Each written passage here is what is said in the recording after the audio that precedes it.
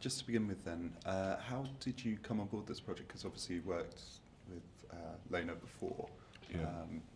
Was it at script stage or? It was at, it was at script stage in the usual way. Originally she said, would I come and play a waiter? I had a couple of scenes. I thought I was just going in to, to help out. And then the part got slightly larger. And, but whatever, I was keen to be in it because I admired the script so much. And because it's Lona, and I love to work with Lona. And the cast was it's a fabulous cast. I was very pleased. I'd worked with Andrea Riseborough before. I knew Zoe, but I'd never worked with her. And substantially I act with Tahar, Rahim and Caleb Landry-Jones, and both of whom were extremely good value. And obviously you worked on Their Finest as well. What is it about Lena's approach as a director that you so admire? She's a democrat in the real sense of the word. Everyone is treated with respect. She laughs a lot. She looks for things to be funny. She has great humanity. She is smarter than I am. She's very, very observant. She misses nothing. You feel safe, and you feel that you're in the presence of somebody who's kind of serious, although not grim, but and that you're involved in something, that might just work. It's difficult for me to express, but I'm very, very happy working with her. I get a very, very good feeling. And you mentioned the cast. It is a fantastic cast, but it's also, French, British, American. It's a wonderful cast drawn from all around the world. How does working in an ensemble cast change the dynamic of a production?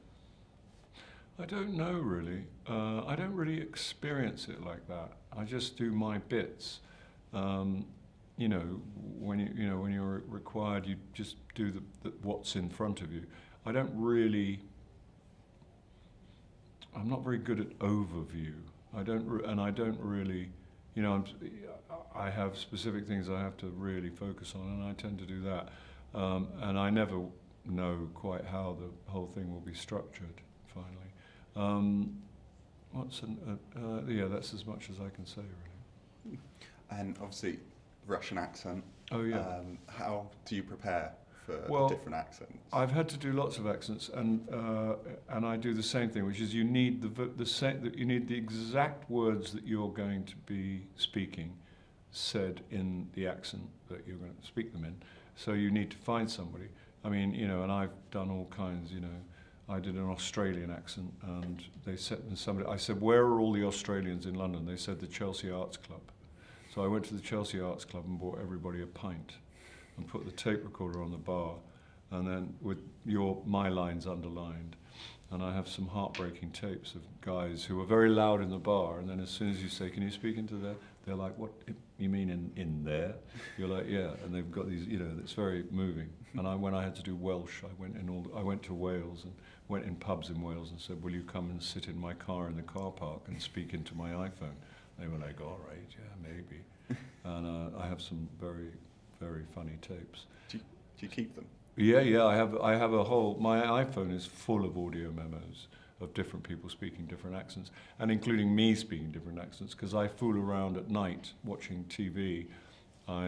If you get an idea in here, you just, now you've got an iPhone. It's just like, you can just you can record whatever, because you think it might come in handy later on. And sort of, has your approach to researching roles changed over the years? Because you've been acting a good while now. I don't really. The only thing that's changed is that I don't have to pretend I did any research anymore. Because people ask me, how much research have you done? The answer is probably none whatsoever. I work at a level of writing where any of the information you need is in the script. Reading around the subject, which is a famous piece of displacement activity that writers use in order not to have to write, to avoid the moment when you might have to make any decisions. It's the same. largely with research. I mean, for some people it helps, I'm sure, but it's never really. I mean, in the old days, that if you were playing a photographer, they'd send you to a photographer's studio to observe.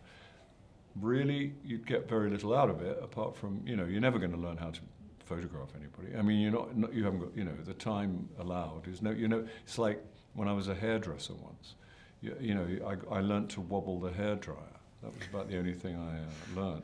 You're never going to learn to be a hairdresser, and I didn't observe anything. You might think they've got a pair of trousers that look quite good, and maybe we'll try and get a pair of trousers like that or something. Yeah. I mean, if there were specific things like you have to, you've got a physical disability or you've got a vocal impediment or something, you would research it, but or not research it. You'd just go and find somebody who had that and copy it. Mm-hmm. But other than that, I don't need backstory and things of that kind. There's a very famous story of Alan Ayckbourn being in a Harold Pinter play, and he went to he went to Harold Pinter. He was young enough to go to Harold Pinter and say, "My character, can you tell me something about where my character comes from, where he went to school, and how he might have grown up?" And Harold famously said, "Mind your own fucking business," which is a very favourite story of mine. And you work in lots of, across the years you worked in different mediums, whether it's radio, TV, film, Does your approach change, or is it just in the material? It's just in the material. I mean, people tend to, it's like, people tend to make things sort of mysterious sometimes. They'll say, how's your, in terms of radio, they'll say, when I was young, people would say, how's your microphone technique? And you go, well, obviously I haven't got any microphone technique. What do you mean microphone technique? It turns out if you're going to shout, lean back a bit, and if you're going to whisper, lean forward. It's like when you're playing a small theatre, people say, well, it's really, the audience are right there and it's scary. It's fine, you get used to it after about, 2 shows. And if they're a bit further away, you raise your voice a bit. You know what I mean? Obviously, it changes the way you act, but it's not like a huge problem. You know what I mean? It's just a technical matter which any human being would take care of it. It's like when they bring the camera there, you don't start acting, in a grand way, mm-hmm. because the camera's there. Whereas if they take it away, you might have to.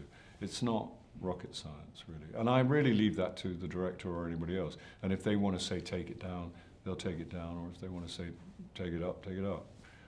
Mostly they say take it down, which I'm always quite gratified for, because it took me a long time to take it up. And just finally, obviously one of the themes of the film is just sort of the milk of human kindness. Has there been moments in your life that you particularly remember that you feel you've experienced that sort of yeah. I mean, like a lot of, I'm very fortunate, and like a lot of people, my life has been entirely peppered with instances of people being kind to me. I mean, I've been very fortunate in that respect, and that's the experience of most people I know. That's what generally happens with human beings.